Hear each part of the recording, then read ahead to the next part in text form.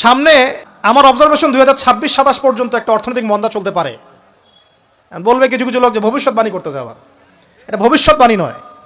আপনি বর্তমান সম্পর্কে খবর রাখেন না বলেই বর্তমানকে আপনার ভবিষ্যৎ মনে হচ্ছে। আমাদের অনারেবল মিনিস্টার যারা আছেন ওদেরকে জিজ্ঞাসা করেন, তাদেরকে জিজ্ঞাসা করেন, তারাও বলছেন যে 2023 সাল থেকে 26 সাল খাদ্যমন্দার মধ্যে যাবে। দেখেন নাই, তারাও এই কথা বলছেন, কারণ তারা বুঝতে পারছেন ওয়ার্ল্ডের অবস্থা ভালো না। এখানে একটা সলিউশন বলছে, ইচ্ছা হলে আপনি গ্রহণ করতে পারেন, ইচ্ছা হলে নাও করতে পারেন। আমার তো চাপিয়ে দেওয়ার কোনো ক্ষমতা নাই। ফাযাক্কির ইন্নামা আনতা মুযাক্কির, আপনি শুধু উপদেশদাতা। লাস্তা আলাইহিম বিমুসাইতির, আপনি কারো প্রতি দারোগা নন। কি উপদেশ? এই যে যাকাত, যেটা যাকাত, আমাদের যাকাত যেটা আসে, এটাকে একটু বড় পরিসরে কালেক্ট করার চেষ্টা করতে হবে। করে যদি আমরা সুষ্ঠু বন্টন করতে পারি গরিবদের মাঝখানে, ইনশাআল্লাহ কেউ খাদ্য অভাবে মারা যাবে না ইনশাআল্লাহ। আল্লাহ পাক আমাদেরকে বোঝার তৌফিক দান করুন। এর পাশাপাশি তারা যেটা বলেছেন, ইকোনমিক সেকশনের লিডার যারা আছেন তারা যেটা বলছেন এটা ঠিক বলছেন। তারা বলছেন কৃষিভিত্তিক অর্থনীতির কথা বলছেন, এটার সাথে আমি 100% একমত। কারণ আল্লাহ পাকের কোরআন, এই কোরআনের মধ্যে বেশিরভাগ যে অর্থনীতির কথা এসেছে তা হচ্ছে কৃষিভিত্তিক অর্থনীতি। এটা কি জানেন? হয়তো জানেন না। কোরআনে যত ইকোনমিক সিস্টেমের কথা আসছে তার মধ্যে সবচেয়ে বেশি এসেছে কৃষিভিত্তিক অর্থনীতির কথা, তারপর ব্যবসা এবং যাকাত।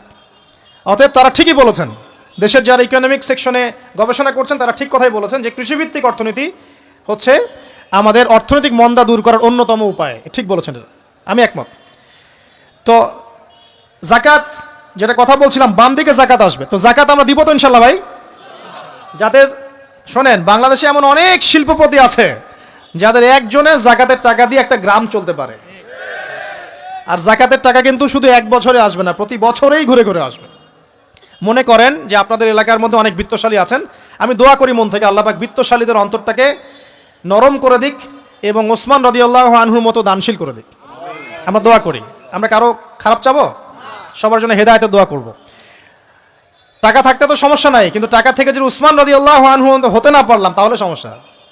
টাকা থাকতে কোনো সমস্যা নাই, ধন আপনাকে আল্লাহ দিতেই পারেন। এই ধনটাকে উসমান গনি রাদিয়াল্লাহু আনহুর মতো আল্লাহর পথে বিতরণ করে দেন, ইনশাআল্লাহ আল্লাহ পাক আপনাকে জান্নাতুল ফেরদৌস দান করবে ইনশাআল্লাহ। তো অনুরোধ থাকবে, দেখেন আপনারা যদি একটা এলাকার যাকাত কালেক্ট করতে পারেন, মনে করেন কথার কথা এখানে কিছু মেয়ে আছে যারা খারাপ পথে পা বাড়িয়েছে, আমার কথা বুঝতে পারছেন? আচ্ছা, এরকম পল্লী অনেক জায়গা আছে না? এক বছরের যাকাতের টাকা দিয়ে সমস্ত পল্লীর মেয়েদেরকে কাজ দেওয়া সম্ভব, কর্মে আনা সম্ভব। ওদেরকে কাজের ব্যবস্থা করে দেন, ওরা কখনোই এই কাজ করবে না ইনশাআল্লাহ। কোনো মেয়ে এই কাজ করতে চায় না, আমার মতে কোনো মেয়ে চায় না যে ইজ্জত বিক্রি করে খাবো, কোনো মেয়ে চাবে?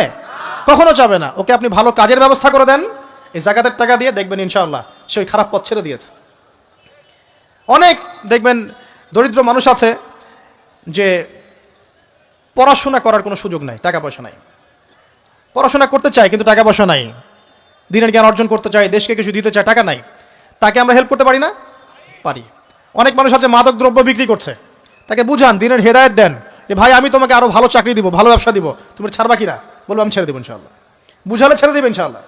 এই যে মেগা প্রজেক্ট যেটা কথা বলি আমরা, আত্মোন্নয়নমূলক বলেন, যুব উন্নয়নমূলক বলেন, বা কান্ট্রি ডেভেলপমেন্টের কথা বলেন, এখানে যাকাত একটা বড় শক্তি হতে পারে। তবে এটাকে সুষ্ঠুভাবে কালেক্ট করতে হবে এবং যাকাতের যে 8টা খাত আছে এই খাতগুলোতে সুষ্ঠুভাবে বন্টন করতে হবে। অমুসলিমদেরকেও যাকাত দেওয়া যায়, জানেন? অমুসলিম যদি কেউ থাকে, দরিদ্র, তাকেও যাকাত দিয়ে সহযোগিতা করা যায়। আমরা সহযোগিতা করি না বলেই তো ওই যে পশ্চিম থেকে লোকজন এসে সহযোগিতা করে খ্রিস্টান বানাচ্ছে এখন সবাইকে। আরো বাড়বে দিন দিন, দেখেন। আমরা তো সহযোগিতা করছি না। আপনার পাশে আপনার প্রতিবেশী না খেয়ে মারা যাচ্ছে, আপনি যাচ্ছেন না। এখন তো অন্য কেউ এসে যদি সাপোর্ট করে, ও তো তার দলেই ভিড়বে তখন, স্বাভাবিক। এটাই হচ্ছে এখন। আল্লাহ বোঝার তৌফিক দান করুক আমাদের।